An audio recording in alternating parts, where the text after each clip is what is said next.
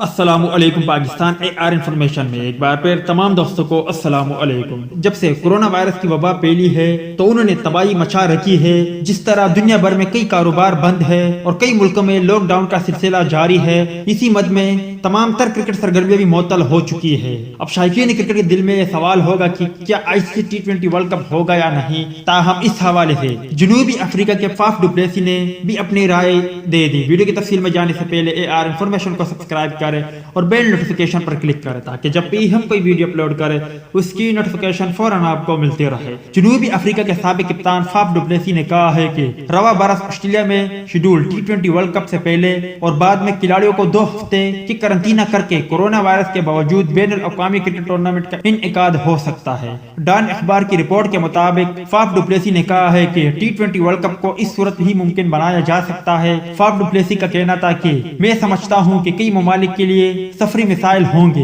ان کا کہنا تھا کہ یہ حقیقت ہے کہ آسٹریلیا دیگر ممالک کی طرح متاثر نہیں ہوا، لیکن بنگلہ دیش، جنوبی افریقہ یا بھارت سے لوگوں کو وہاں پہنچنا زیادہ خطرناک ہے کیونکہ یہ ان کی صحت کے لیے خطرہ ہے۔ جنوبی افریقہ کے سابق کپتان فاف ڈو پلیسی نے کہا ہے کہ ٹورنامنٹ سے 2 ہفتے قبل آسٹریلیا جا کر آئسولیشن اختیار کرے اور پھر ٹورنامنٹ کھیلے اور اس کے بعد مزید ہفتے آئسولیشن میں رہے، جو حقیقت میں ممکن ہے۔ تو دوست یہ تھی فاف ڈو پلیسی اور ICC T20 ورلڈ کپ کے حوالے سے کچھ اپڈیٹ۔ امید کرتا ہوں آپ کو پسند آئی ہوگی۔ اس اپڈیٹ کے متعلق اپنی رائے کا اظہار کمنٹس باکس میں ضرور دیں۔